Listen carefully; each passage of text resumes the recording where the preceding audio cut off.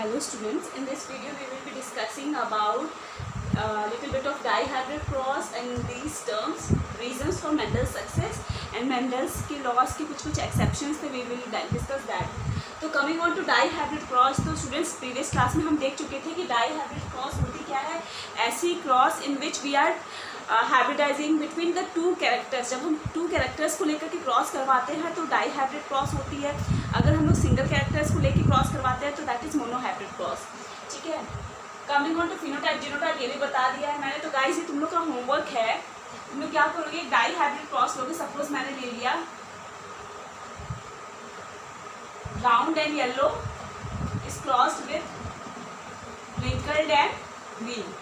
इसके बीच में क्रॉस करवाओगे और मुझे F2 जनरेशंस के बताओगे तुम लोग फिनोटाइप और जीनोटाइप रेशियो. ये बहुत ही ज़्यादा इंपॉर्टेंट है, तुम लोग मुझे ज़रूर बताओगे. Coming on to back cross. Back cross क्या होता है? देखो, अगर तुमने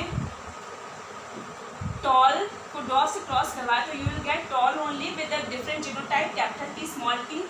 अगर हम इस F1 जनरेशन को किसी भी पेरेंट्स के साथ आइदर दिस और दिस के साथ क्रॉस करवाएंगे तो it is called as back cross, क्योंकि हम बैक में जा रहे हैं. ठीक है. टेस्ट क्रॉस क्या होता है?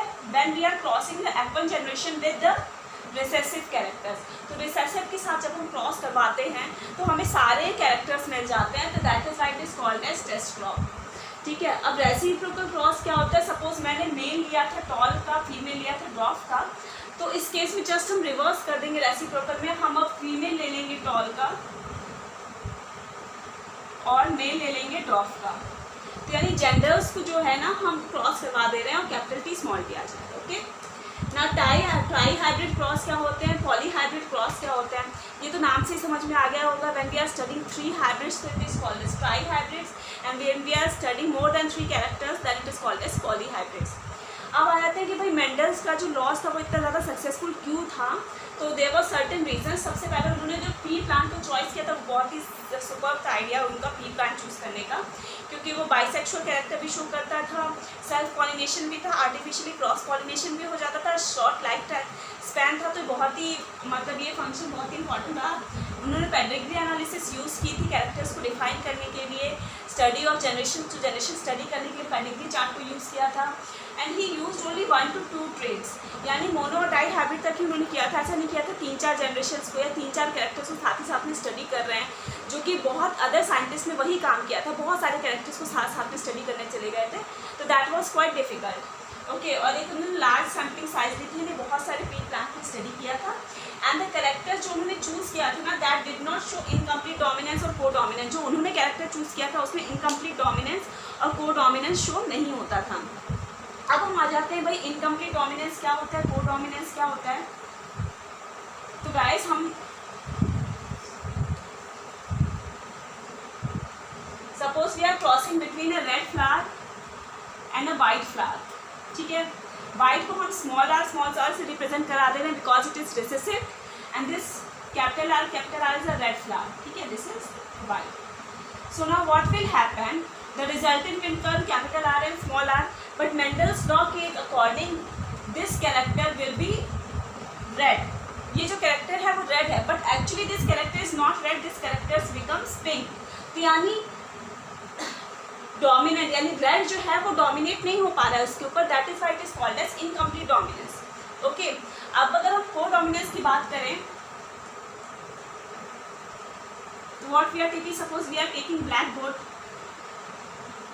and again we are crossing it with white goat. This black goat is dominant and this white goat is recessive. So when we are crossing between a black goat and a white goat, the resultant will be black and white goat. यानी दोनों के दोनों characters जो हैं वो equally express कर रहे हैं, कोई किसी से डोमिनेंट नहीं है, इसलिए इस कैरेक्टर्स को हमने बोल दिया को डोमिनेंट. तो ये दोनों इनकम्प्लीट डोमिनेंस और को डोमिनेंस समझ में आ गया होगा. Coming on to pleiotropy. तो गाइस प्लेयोट्रॉपी क्या होती है? सी when one gene is controlling more than one function. ठीक है. एक जीन एक से ज़्यादा फंक्शन परफॉर्म कर रहा है तो उसको हम बोलते हैं प्लियोट्रॉपिक जीन।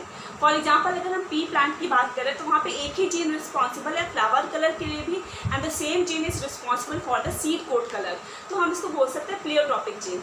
वैसे ही फिनाइलकीटोनुरिया में बात करें, फिनाइलकीटोनुरिया जो डिजीज़ है it happens due to mutation in the 12th chromosome. 12th chromosome number पे म्यूटेशन होता है तो इफेक्ट करता है फिनाइल एलानिन हाइड्रोक्सिलेज जीन, जो कि कन्वर्ट करता है फिनाइल एलानिन को टायरोसिन में, मतलब ये इसका रिएक्शन है, ये काम करता है, फिनाइल एलानिन को कन्वर्ट करता है टायरोसिन में। बट ये इसके अलावा और भी बहुत सारे फंक्शंस करता है, इसलिए इसको हम प्लियोट्रॉपिक जीन्स में लेकर के आ जाएंगे। अब हम मल्टीपल एलील की बात करें तो इसका बेस्ट एग्जाम्पल है ब्लड ग्रुप। तुम लोग पहले भी देख चुके हैं ब्लड ग्रुप को।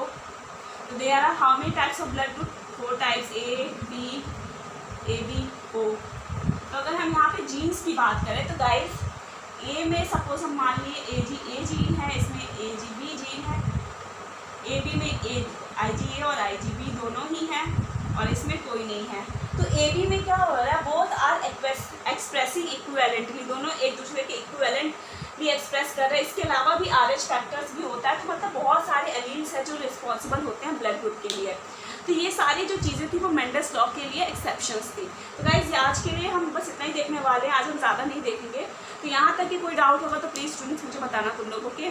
Till then thank you.